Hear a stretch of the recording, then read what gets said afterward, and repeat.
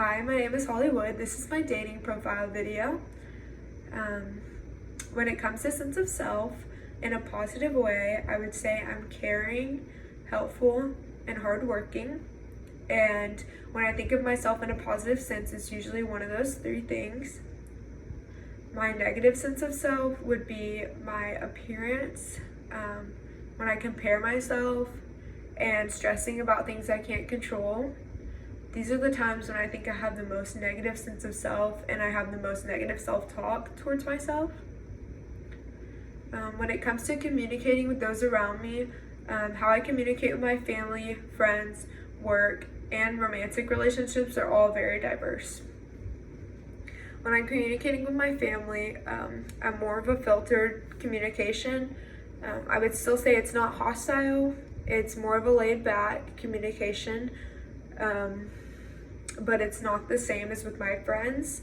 When I'm with my friends, I think it's the most unfiltered communication that I do have. I'm truly myself and I do not really filter what I say or how I talk to them, versus when I'm with my parents, I definitely filter the language I use, the context, my diction, all of that.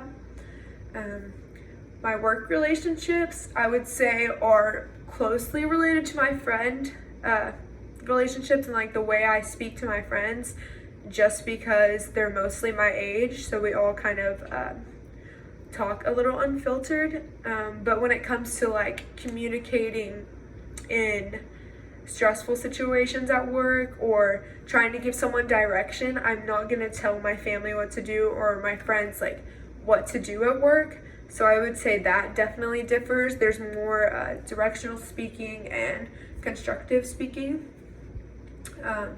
In romantic relationships, I would say my communication is also different.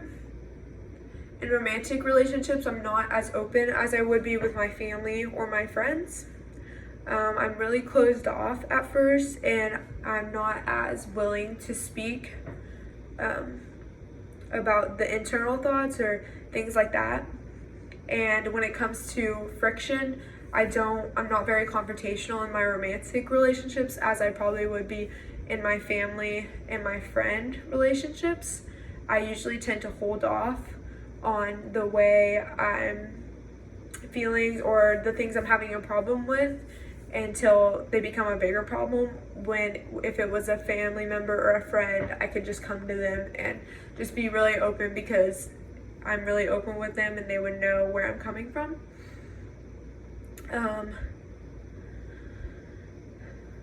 One time that internal thoughts have positively influenced a communication exchange that I've had would be when I'm doing an interview with one of my peers.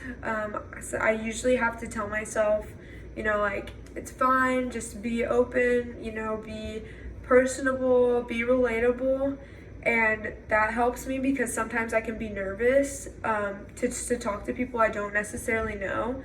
So meeting new peers, like in all of my classes, and just like giving myself those positive internal thoughts like helps me not to be so nervous.